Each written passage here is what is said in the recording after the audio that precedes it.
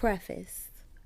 Herein are recorded not opinions, but the reflection of one who for 40 years has participated in the education of the black, brown, yellow, and white races in both hemispheres and in tropical and temperate regions.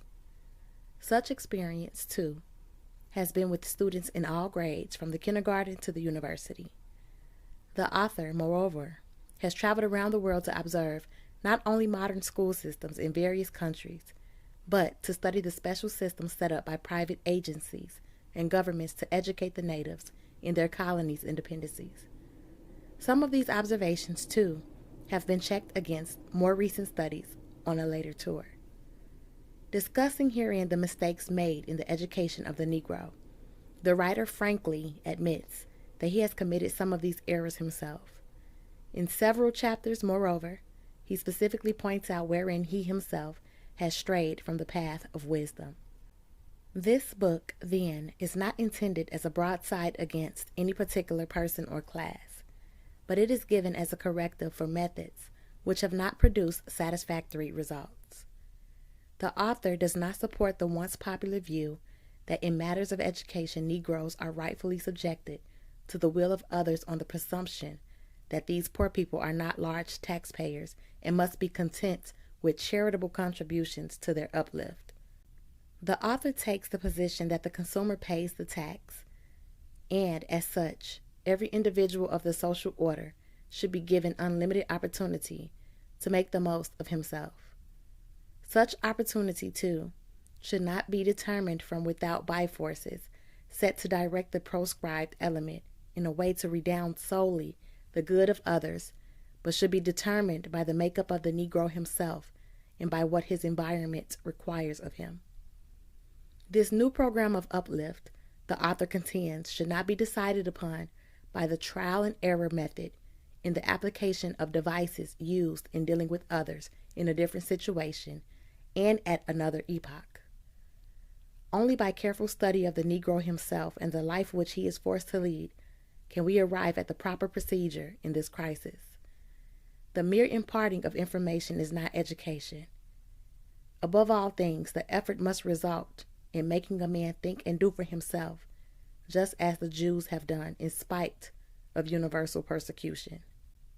In thus estimating the results obtained from the so-called education of the Negro, the author does not go to the census figures to show the progress of the race. It may be of no importance to the race to be able to boast today of many times as many educated members as it had in 1865. If they are of the wrong kind, the increase in numbers will be a disadvantage rather than an advantage. The only question which concerns us here is whether these educated persons are actually equipped to face the ordeal before them, or unconsciously contribute to their own undoing by perpetuating the regime of the oppressor. Herein, however, lies no argument for the oft-heard contention that education for the white man should mean one thing and for the Negro a different thing. The element of race does not enter here. It is merely a matter of exercising common sense in approaching people through their environment in order to deal with conditions as they are rather than as you would like to see them or imagine that they are. There may be a difference in method of attack, but the principle remains the same. Highly educated Negroes denounce persons who advocate for the Negro a sort of education different in some respects from that now given the white man.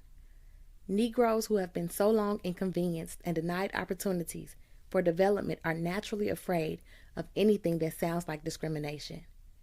They are anxious to have everything the white man has, even if it is harmful. The possibility of originality in the Negro, therefore, is discounted 100% to maintain a nominal equality. If the whites decide to take up Mormonism, the Negroes must follow their lead. If the whites neglect such a study, then the Negroes must do likewise. The author, however, does not have such an attitude. He considers the educational system as it has developed both in Europe and America an antiquated process, which does not hit the mark even in the case of the needs of the white man himself. If the white man wants to hold on to it, let him do so. But the Negro, so far as he is able, should develop and carry out a program of his own. The so-called modern education, with all its defects, however, does others so much more good than it does the Negro, because it has been worked out in conformity to the needs of those who have enslaved and oppressed weaker peoples. For example, the philosophy and ethics resulting from our educational system have justified slavery, peonage, segregation, and lynching. The oppressor has the right to exploit, to handicap, and to kill the oppressed. Negroes, daily educated in the tenets of such a religion of the strong, have accepted the status of the weak as divinely ordained. And during the last 3 generations of their nominal freedom, they have done practically nothing to change it. Their pouting and resolutions indulged in by a few of the race have been of little avail.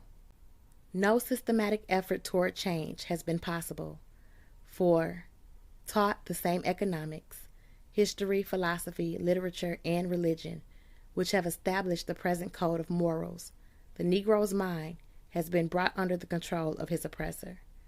The problem of holding the Negro down, therefore, is easily solved. When you control a man's thinking, you do not have to worry about his actions. You do not have to tell him not to stand here or go yonder.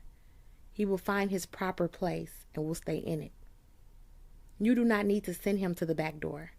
He will go without being told. In fact, if there is no back door, he will cut one for his special benefit. His education makes it necessary. The same educational process which inspires and stimulates the oppressor with the thought that he is everything and has accomplished everything worthwhile, depresses and crushes at the same time the spark of genius in the Negro by making him feel that his race does not amount to much and never will measure up to the standards of other peoples. The Negro thus educated is a hopeless liability of the race. The difficulty is that the educated Negro is compelled to live and move among his own people whom he has been taught to despise. As a rule, therefore, the educated Negro prefers to buy his food from a white grocer because he has been taught that the Negro is not clean. It does not matter how often a Negro washes his hands, then he cannot clean them. And it does not matter how often a white man uses his hands, he cannot soil them. The educated Negro, moreover, is disinclined to take part in Negro business because he has been taught in economics that Negroes cannot operate in this particular sphere.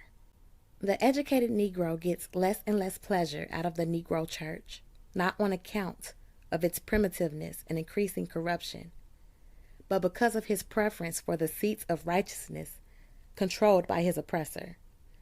This has been his education, and nothing else can be expected of him. If the educated Negro could go off and be white, he might be happy, but only a mulatto now and then can do this. The large majority of this class, then, must go through life denouncing white people because they are trying to run away from the blacks and decrying the blacks because they are not white.